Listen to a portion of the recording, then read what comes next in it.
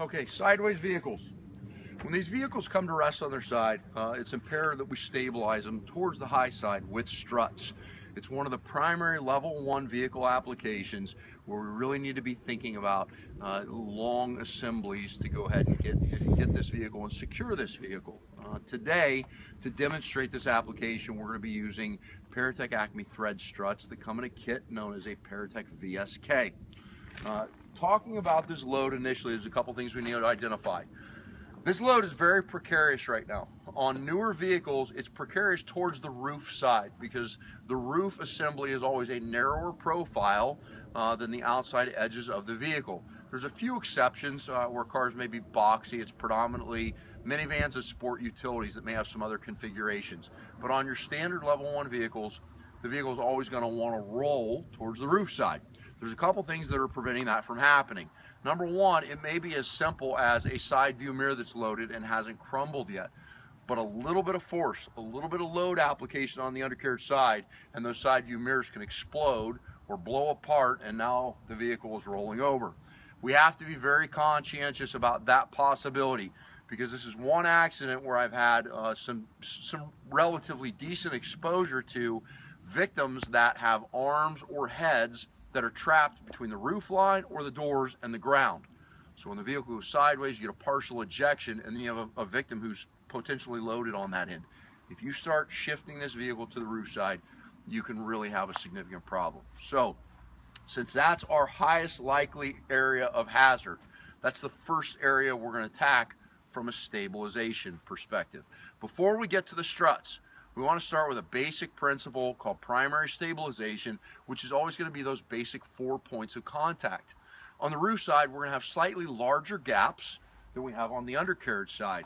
So I like to take large wedges, whether they're step chocks, large plastic traveling wedges, whatever your dunnage is that you're utilizing for your cribbing and your basic stabilization components. Get those big wedges, get to the roof side, get 2 points of contact right at the A and C junction where they meet that low side fender and quarter panel line. Then immediately come around to the undercarriage side if you're doing it by yourself or as a two-man team, and get some basic 4x4 wedge packs driven in around the rocker panel to kind of re-stabilize and secure this bottom side. The likelihood of the vehicle coming this way is extremely reduced. Number one, you'd have to overcome both tires. So if we tried to push the vehicle this way, we're going to push until the tires contact ground, and then we're going to encounter a lot of resistance. So you may have a little bit of wiggle room, but you're going to have to be very intentional about forcing the vehicle all the way over. So less points of contact on this side, more aggressive points of contact on the other side. We'll go ahead and make that happen.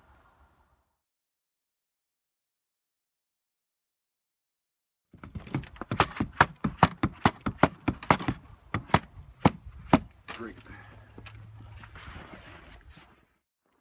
On a four-door vehicle or an SUV or a minivan where you have B post, C post, so you got this intermediate post. This is one other area where you may throw a low side dunnage component to capture this gap right here. But you got to be conscientious about it, because if you don't have enough gap and you drive a big wedge in there, you're going to have a large portion of material hanging up here and extending up above this roof rail line. Obviously, if we have to extricate here, we're going to do a roof flap, most likely. So we're going to make our cuts on the B, the A, and the C. We're going to make relief cuts, and then we're going to attempt to fold this down. If you have a lot of material that's sticking up above that roof line, you go to do your fold down, you're going to hit a point where you're going to encounter that piece of dunnage, and you're not going to continue to flex that material. You're going to have to go and fully cut those bottom A, B, and C's, which then may reduce some of the structural integrity that you're gaining with your capture points.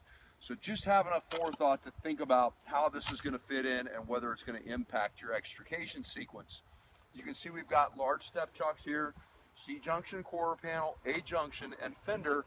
And then if we come in here on the B post line, we'll put that material right in there. So we've got the roof side done first. This is our biggest point of concern. You can still see we got a lot of rock right here. Another great objective to have as the guys are working on primary stabilization is primary stabilization of the vehicle hazards, not just load, but other hazards, which involves typically the batteries. Most of our batteries are located in the engine compartment. We bring our quick combi tool up, or our hand tools, we force this hood. If we force this hood simply by prying this hood out, we basically end up with, it's pretty chintzy, but it's actually relatively effective, kind of a kickstand. So if the vehicle does want to shift this way a little bit, this hood will help capture load and buy you a little bit more time before the vehicle fully walks over. So good practice to go ahead and pop that hood, get into your battery, DC it, control it, get this hood popped open enough to give you an additional point of contact coming to ground on this side. Huh?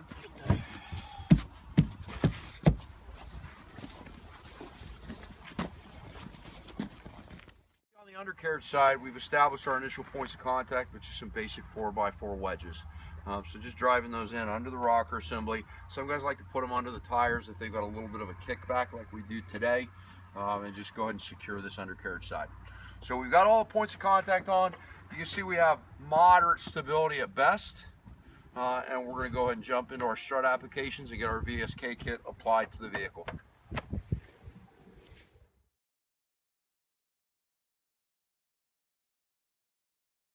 We discussed the importance of stabilizing this side of the vehicle first with primary. It's the same application with secondary. I want to get my struts to the roof side first. We're going to focus on this junction right here between the A post and the fender line, and then the aft junction back there between the C post or sail post and the quarter panel line. To make this connection point, I want to get right into this elbow or this hip right here. You need to remove the glass right here so that you can get this head in accurately. A lot of guys want to come up and they just want to bash that glass out. You can definitely effectively do that, especially with these multi-base heads, or just a simple hand tool, Halligan, Denver, whatever you're carrying for your vehicle applications.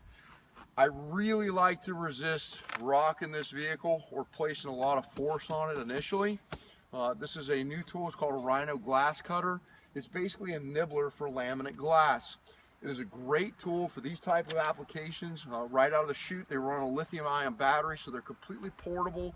You don't have to wait for a power source, and you don't have to excessively bang into this windshield and potentially rock the car. In 2017-18, they've passed legislation that every pane of glass on a vehicle is going to be laminate. So eventually this is almost going to be a must-need tool or recip saws to get access into any window application. So I'm going to open up this pocket right here, and then I'm going to talk about the angle that I'm going to throw my strut in at and how I'm going to configure it into this joint. So I'm going to find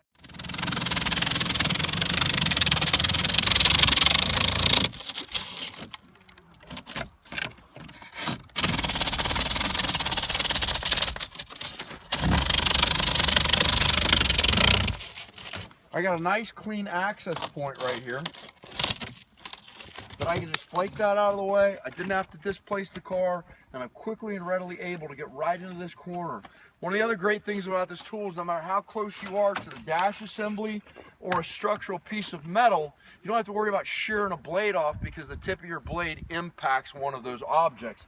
I can take this all the way down right next to the dash and continue right along that line. Continue to skin out all the way to the absolute border of that glass assembly. That's something I'm not going to be able to accomplish with another tool. My strut, remember that I'm going to place it so that on my base plate, my rigging ring is oriented to the vehicle. A little nuance for me is I don't like to come perpendicular into this load. It's because of how I configure the ratchet straps on this roof side. I want to try and bisect this angle between the A post and the fender line, which means I'm not going to be totally perpendicular. Two things happen if I go perpendicular. Number one, there's a possibility that the strut can want to walk down the fender line. Number two, if I ratchet base plate to base plate on the roof side and I start to tension that, the likelihood of drawing those base plates in together and exceeding that kick out increases significantly. So the quick way to fix it is to walk this strut back this way just enough so that I'm bisecting this angle, okay? Now, here's the great thing about these configurations I talked about. If I can put this in, I can walk it back a little bit, get my 45, put this head right in there, and make my capture.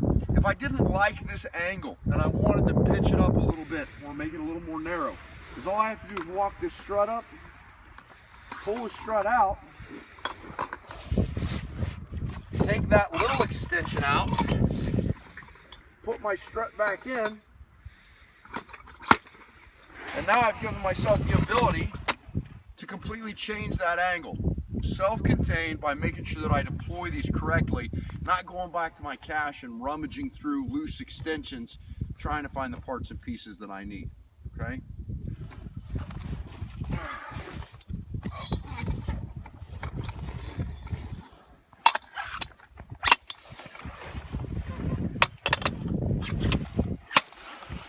So you see how quickly parts and pieces exchange. I'm going to walk this back. About 45 degrees is generally the maximum angle that I want to throw into the vehicle. I want to try and be between 45 and 60 ideally, just to stay in a good load configuration between lateral support and vertical support if we have to go into a lifting sequence, okay? So walk that back, get my multi-head right in there, and once I'm in position, I can pressurize this lightly by turning my collar. Turning the collar basically extends the threaded portion of the strut, locks down the outside cylinder. I can't get too carried away with this until I have tensioned my base plate into position or anchored it so that it's not going to just walk away as I extend. So I got one in place. I'd now work on getting my secondary strut in place and then making my ratchet attachments. Here in this back joint, this is not laminate glass, so I can just simply puncture through this joint, get a good capture right there, walk this angle out slightly so that I'm bisecting this angle a little bit, and same application. Lightly pressurize this into place and then get my ratchet strap components on there. So I'm going to walk this in. I got about the angle I want.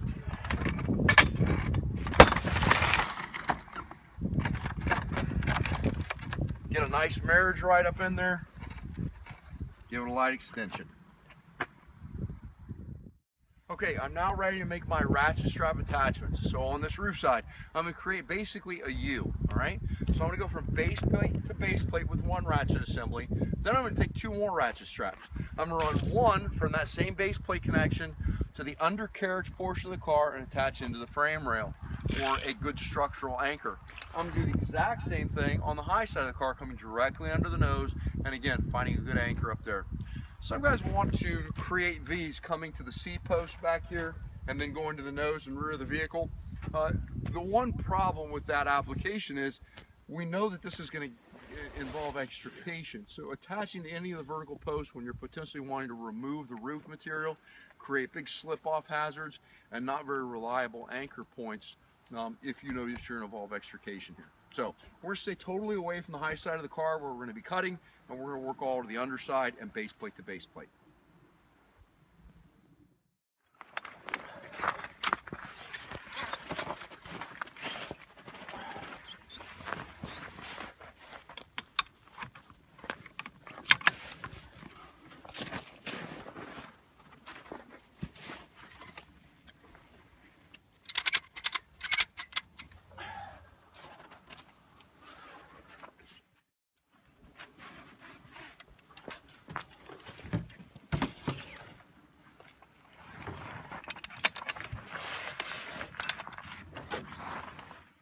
Okay, when we come to these undercarriage sides, a lot of guys get leery of bypassing the top side and coming around the vehicle underneath.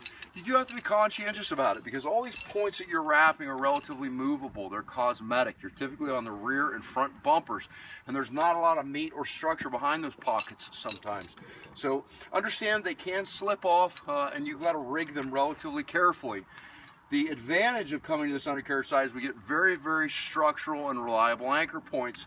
Typically, all these cutouts that you see in the frame rail systems are designed for attachment points with tow hook clusters, whether you're using the giant accessory hooks, the tow assemblies, or any of these specialized hooks.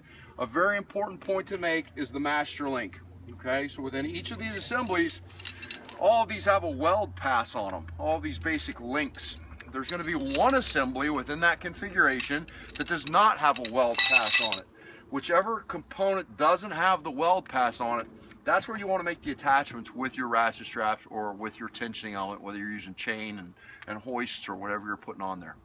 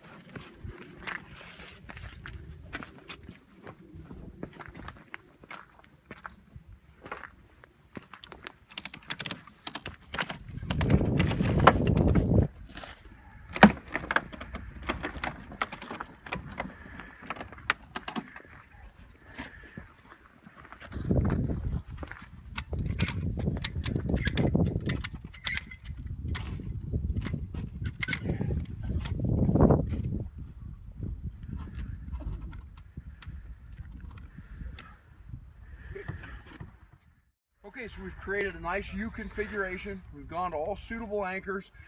And basically, even as a standalone guy, I just want to progress through gradually. I want to make sure that I'm only tensioning until I see the base plate start to shift.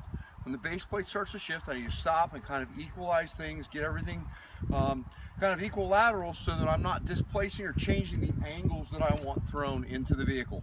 Once I'm in place, especially if I'm alone or in a two-man pair, if I need any additional tensioning, I can always turn my top crank handle, and if I haven't fully assumed the load yet, simply applying tension to that collar is going to finish pressurizing that in place. Be very careful when you do this. Paratech also makes a Shirring Hammer, which gives you the ability to lock onto this kind of like a spanner wrench. You give it a turn, but a quarter turn will generate thousands of pounds of torque.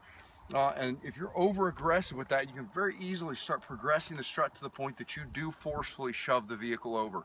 So manual tension in these applications is more than enough to get what you need tension-wise. You can see that our ratchet. Okay, here we are on the undercarriage side. Remember, we're going to put a single point strut on this side, creating that triangle. So on the roof side, we're at the A post, we're at the C post.